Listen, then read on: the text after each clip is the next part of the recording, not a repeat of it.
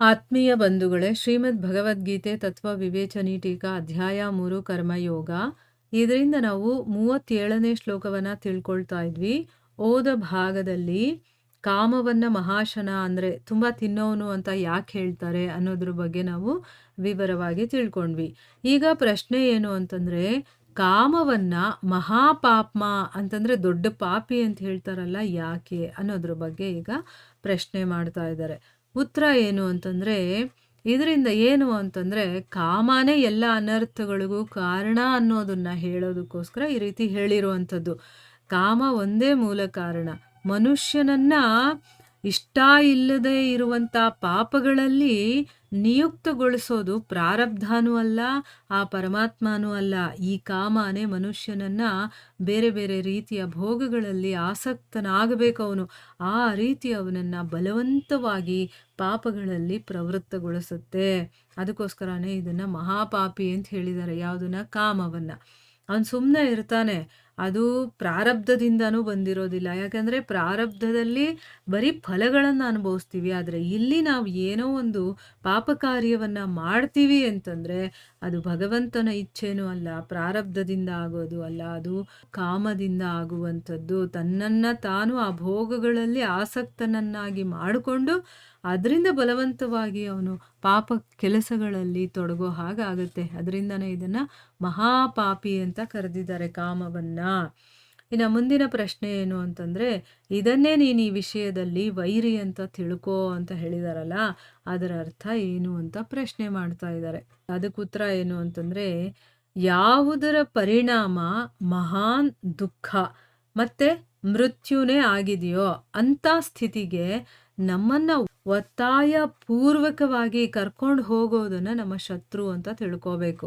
ಆಯ್ತಾ? ಈಗ ನನಗೆ ಯಾವುದೋ ಒಂದು ಕೆಲಸ ಮಾಡಿದಾಗ ಅದರಿಂದ ನನಗೆ ದುಃಖ ಸಿಗುತ್ತೆ ಅಥವಾ ನನ್ನ ಮೃತ್ಯುನೇ ಆಗುತ್ತೆ ಅನ್ನುವಂತಹ ಒಂದು ಸ್ಥಿತಿಗೆ ನಮ್ಮನ್ನು ಕರ್ಕೊಂಡು ಹೋಗುತ್ತಲ್ಲ, ಅಂಥದ್ದು ಏನಿದೆಯೋ ಅದನ್ನು ನಾವು ಶತ್ರು ಅನ್ಕೋಬೇಕು. ಈಗ ಒಬ್ಬನ್ನ ಒಳ್ಳೆ ಮಾರ್ಗದಲ್ಲಿ ಪುಣ್ಯ ಸಿಗುತ್ತೆ, ಅವನಿಗೆ ದೇವತೆಗಳ ಲೋಕ ಸಿಗುತ್ತೆ, ಸ್ವರ್ಗಲೋಕಗಳು ಅದೆಲ್ಲ ಸಿಗುತ್ತೆ ಅನ್ನೋ ಕಡೆಗೆ ನಮ್ಮನ್ನು ಕರ್ಕೊಂಡು ಹೋದರೆ ಅದು ನಿಜವಾಗ್ಲೂ ನಮಗೆ ಮಿತ್ರ ಅಲ್ವಾ? ಅದೇ ನಮ್ಮನ್ನು ಜೈಲಿಗೆ ಕರ್ಕೊಂಡು ಹೋಗೋದು ಅಥವಾ ಮರಣದಂಡನೆ ಕರ್ಕೊಂಡು ಹೋಗುವಂಥ ಕರ್ಮಗಳು ಅದು ನಮಗೆ ಶತ್ರು ತಾನೇ. ಅದನ್ನು ಇಲ್ಲಿ ಹೇಳ್ತಾ ಇರೋದು. ಸೊ ನಮ್ಮನ್ನ ಅಂಥ ಸ್ಥಿತಿಗೆ ಒತ್ತಾಯಪೂರ್ವಕವಾಗಿ ನನಗಿಷ್ಟ ಇಲ್ಲ ಅಂತಂದ್ರು ಎಳ್ಕೊಂಡು ಹೋಗೋದಿದೆಯಲ್ಲ, ಅದನ್ನು ನಾವು ಶತ್ರು ಅಂತ ತಿಳ್ಕೋಬೇಕು. ತಿಳ್ಕೊಳ್ಳೋದು ಅಷ್ಟೇ ಅಲ್ಲ, ಆದಷ್ಟು ಬೇಗ ಅದನ್ನು ನಾಶನೇ ಮಾಡಿಬಿಡಬೇಕು ಅಂತ ಹೇಳ್ತಾ ಇದ್ದಾರೆ. ನೋಡಿ, ಇಲ್ಲಿಂದ ನಾವು ಅರ್ಥ ಮಾಡ್ಕೋಬೇಕಾಗಿರೋದೇನು? ಭಗವದ್ಗೀತೆಯ ಶ್ಲೋಕಗಳನ್ನು ಬರೀ ಓದೋದು ಅಂದರೆ ಬರೀ ಬಾಯ್ಪಾಠ ಮಾಡ್ಕೊಂಡು ಹೋಗೋದು ಅಷ್ಟೇ ಅಲ್ಲ, ಅದರಲ್ಲಿರುವಂಥ ಅರ್ಥಗಳನ್ನು ತಿಳ್ಕೊಳ್ಳಲೇಬೇಕು. ಅರ್ಥ ತಿಳ್ಕೊಂಡ್ರೆ ತಾನೇ ನಾವು ಏನು ಮಾಡ್ತಾ ಇದ್ದೀವಿ, ಸರಿಯಾಗಿ ಮಾಡ್ತಾ ಇದ್ದೀವಾ ಇಲ್ವಾ ಅನ್ನೋದು ಗೊತ್ತಾಗುತ್ತೆ. ಈಗ ಬರೀ ಪ್ರೊನೌನ್ಸೇಷನ್ ಮಾಡಿಬಿಟ್ರೆ ನಮಗೇನು ಅರ್ಥ ಆಗುತ್ತೆ? ಏನೂ ಅರ್ಥ ಆಗೋದಿಲ್ಲ.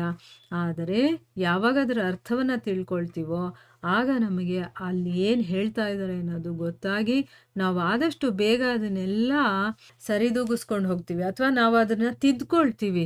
ಆ ರೀತಿ ನಾವೇನಾದರೂ ಬೇಗ ತಿದ್ಕೊಂಡಿದ್ದೆ ಆದರೆ ನಾವು ಸರಿಯಾದ ಮಾರ್ಗಕ್ಕೂ ಬರ್ಬೋದಲ್ವಾ?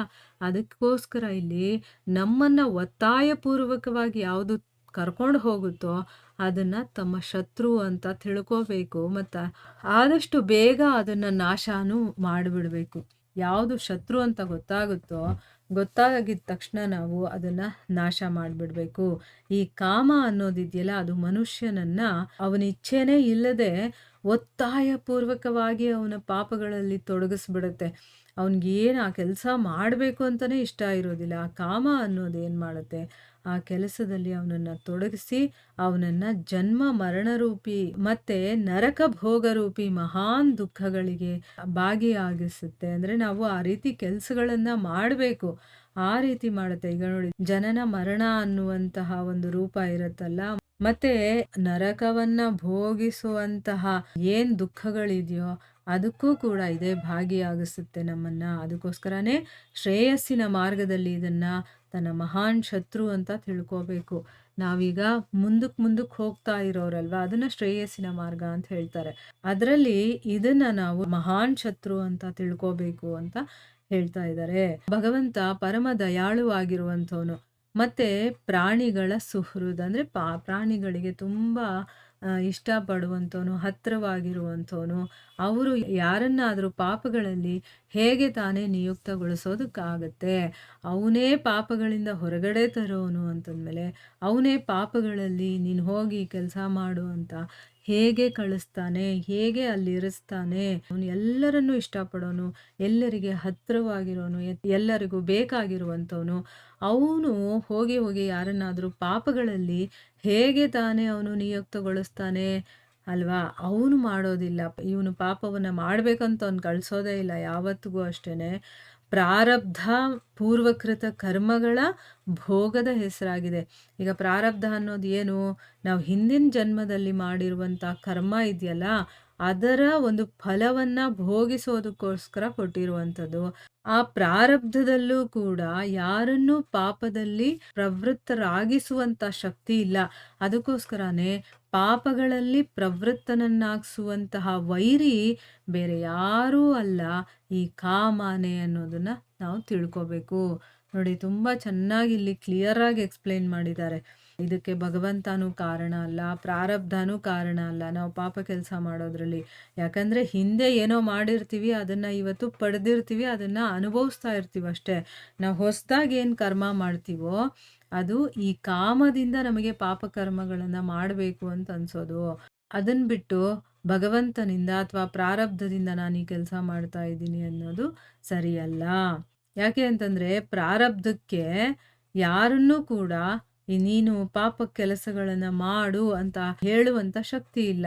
ಅದಕ್ಕೋಸ್ಕರನೇ ಪಾಪಗಳಲ್ಲಿ ಪ್ರವೃತ್ತನಾಗಿಸುವಂತ ವೈರಿ ಯಾರಪ್ಪ ಅಂತಂದ್ರೆ ಅದು ಕಾಮ ಅನ್ನೋದನ್ನ ನಾವು ತಿಳ್ಕೋಬೇಕು. ಇಲ್ಲಿಗೆ ನಾವು ನಿಲ್ಸೋಣ.